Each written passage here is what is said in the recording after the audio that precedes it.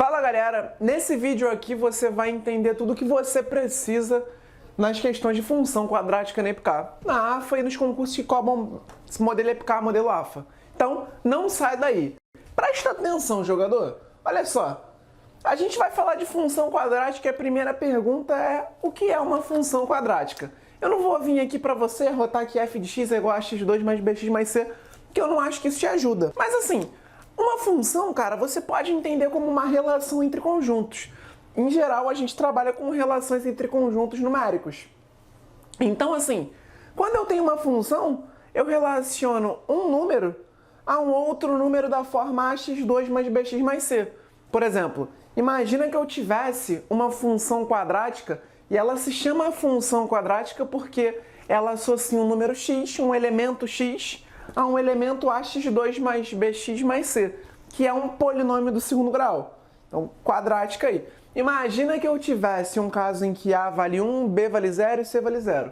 Eu associo o meu número, cada número ao x, ao quadrado dele, na verdade. Então, por exemplo, se eu tenho o número 1, eu associaria o número 1 ao número 1. Se eu tivesse o número 2, eu associaria o número 2 ao número 4. Número 3 ao número 9. E assim vai. Então, a sua função quadrática, ela é uma forma de relacionar conjuntos de modo que eu una, que eu ligue, que eu transforme, que eu associe cada elemento x a um ax2 mais bx mais c.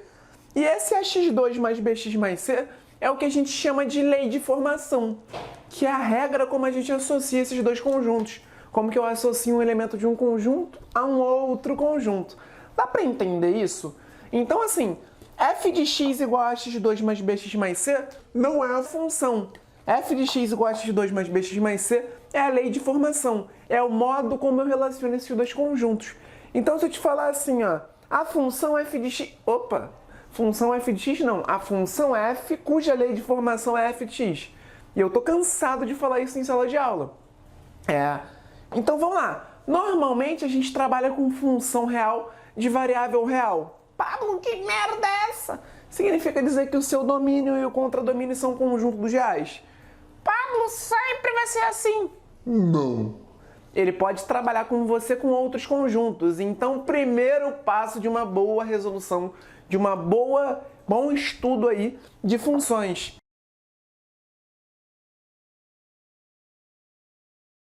Analisa essa merdinha aqui, ó. Analisa o seu conjunto domínio, que é o conjunto do x, dos elementos x, e analisa o seu contradomínio, que é o conjunto de chegada. Sim? Então vamos.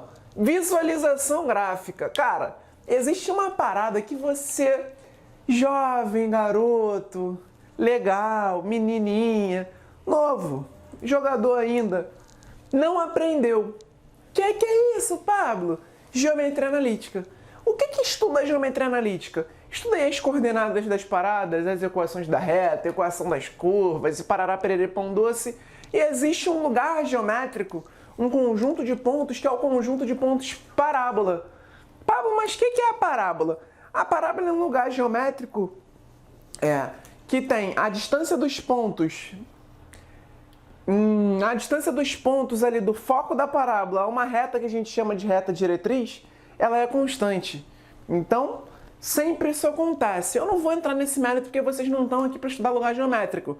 Mas a gente mostra lá, com essa propriedade, a partir desta propriedade, que a fórmula, o modo como a gente tem a parábola, ele é a regrazinha. A equação de uma parábola, ela é do tipo ax2 mais bx mais c ou ay2 mais by mais c. No caso, ax2 mais bx mais c é essa parábola com esse comportamento, e ay2 mais by mais c seria uma assim, que não pode ser função. Então, quando a gente fala de função quadrática, a gente está pegando aí uma mesma equação de uma parábola ax2 mais bx mais c. Então, eu te digo, isso você pode aprofundar, tem muitas outras justificativas. Só um minuto, gente. Pelo amor de Deus, o telefone não é pra ficar fazendo barulho toda hora. Então, peguei lá, o seu gráfico é uma parábola. Por que seu gráfico é uma parábola? Porque a lei de formação dessa função, ela é tal como a regra da parábola, a equação da parábola. Então peguei lá, seu gráfico é uma parábola.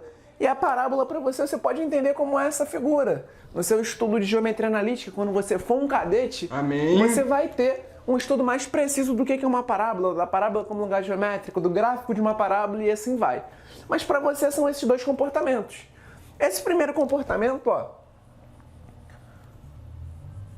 a parte entre as raízes, ó, tá para cima. Nesse segundo comportamento, a parte entre as raízes está para baixo. E a gente diz que essa primeira parábola ela é uma parábola que tem concavidade voltada para cima. Quando que isso acontece, Pablo? Quando o seu A for maior do que zero. Quem é o A, Pablo? É o termo que acompanha o x ao quadrado. E esse segundo caso? É quando o A é menor que zero.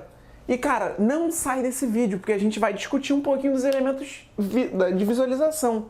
Por quê? A EPICAR, ela é um concurso que insiste muito nas visualizações geométricas, em você pegar um gráfico que ele não te deu nada, nenhum número, e analisar as coisas e extrair informações de gráficos. Então, vamos lá. Peguei. Primeira coisa que eu observo num gráfico é se o A é maior que zero ou A é menor que zero.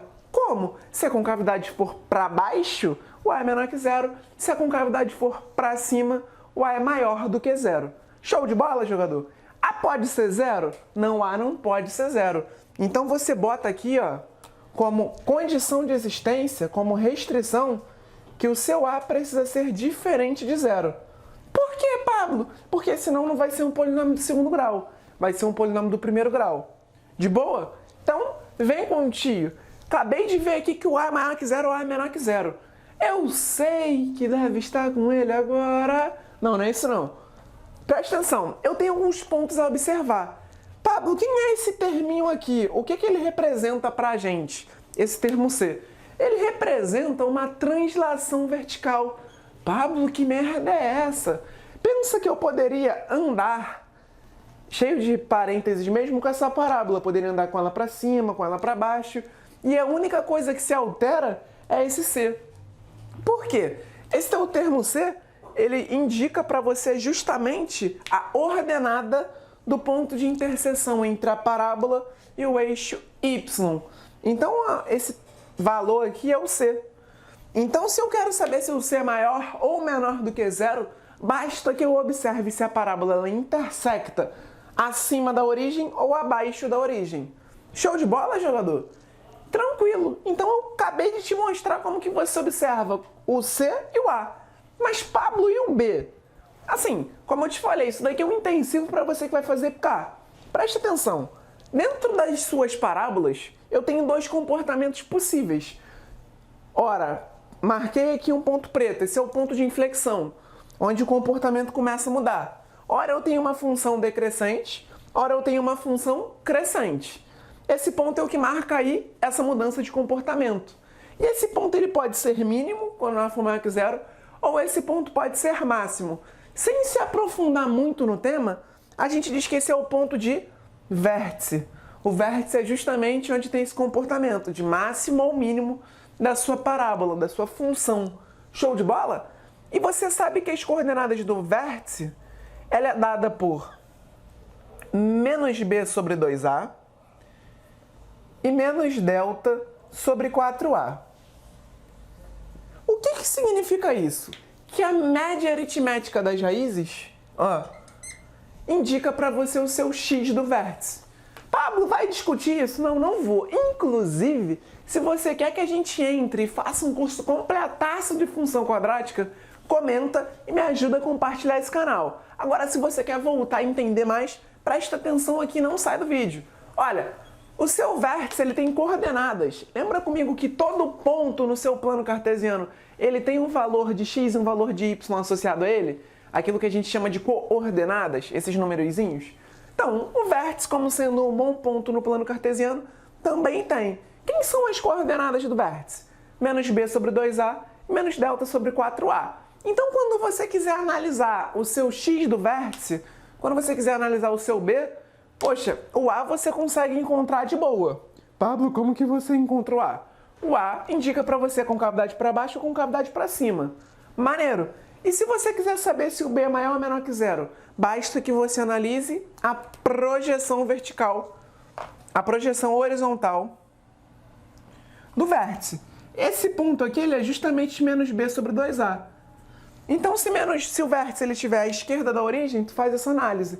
E, cara, isso é extremamente importante para a sua prova da EPICAR. Esse vídeo ele foi uma forma de fazer um vídeo expresso.